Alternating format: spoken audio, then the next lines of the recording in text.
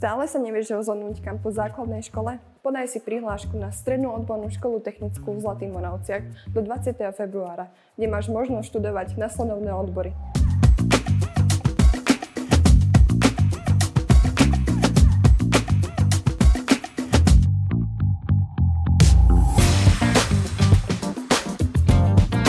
Ahojte, som Samuel Haveta, som študentom Strednej odbornej školy technickej v Zlatých Moravciach. Mám odbor mechanik mechatronik. Našu školu som si vybral kvôli systému duálneho vzdelávania, kde prepájame teoretické vyučovania s praktickou činnosťou vo firmách. Ja chodím do firmy Miba Steeltec SRO, ktorá sídli vo Vrábloch, kde sa môžeme priamo stretávať s tým, čo nás vyučujú na hodinách. Vo firmách pracujeme pod vedením inštruktorov odborného vzdelávania. Volám sa Emilia Kvašová a študujem odbor logistika. Študijný odbor logistika som si vybrala preto, lebo má širokú uplatniteľnosť na trhu práce. Popri dennom štúdiu môžeme praxovať vo firmách v rámci duálneho vzdelávania alebo v škole na odbornom výcviku.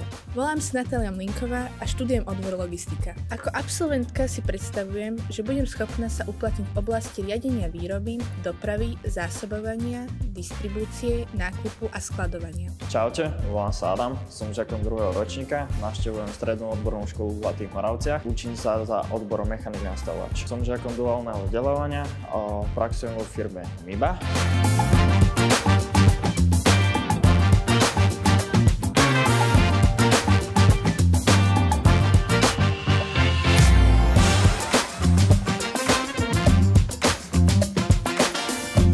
Ahojte, ja som Peťo a som študentom Strednej odbornej školy technickej v Zlatých Moravciach. Takže konkrétne študujem odbor zameraný na chladenie, klimatizáciu a teplné čerpadlá. Konkrétne aj môj odbor je zaradený do duálneho vzdelávania, čo znamená, že teoretické vyučovanie prebieha priamo tu na škole a praktické vo firmách. Tento odbor som si vybral, pretože má uplatnenie v budúcnosti a keby som sa opäť rozhodoval, tak si ho vyberiem znovu. Zlaté Moravce boli v histórii známe tým, že v tomto meste bola známa fabrika Kalex na výrobu chladničiek. Naša škola na túto tradíciu nadväzuje už takmer 75-ročnou svojou históriou. Naša škola pripravuje žiakov v súčasnosti v strojárskych, elektrotechnických a ekonomických odboroch. Je školiacím strediskom pre Slovenský zväz chladiacej a klimatizačnej techniky. Vzdelávanie, ktoré v súčasnosti ponúkame v študijných a učebných odboroch, sa realizuje v zrekonštruovaných priestoroch dielní a učební. Ahojte, ja som Katarína, som žiačkou 4. ročníka. Túto školu som si vybrala, pretože ponúka systém duálneho vzdelávania,